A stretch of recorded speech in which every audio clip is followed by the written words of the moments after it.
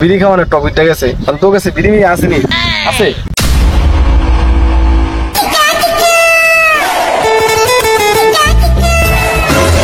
কিরে দোস্ত কই যাস?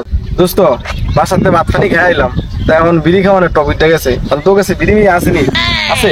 না আমার কাছে তো নাই। না রে দোস্ত নাইগা, থাকলে কি তোর লেগা না আছে? अच्छा না রে দোস্ত কেউ কাছে তো নাই গা, তো চল দোকানে যাই। চল।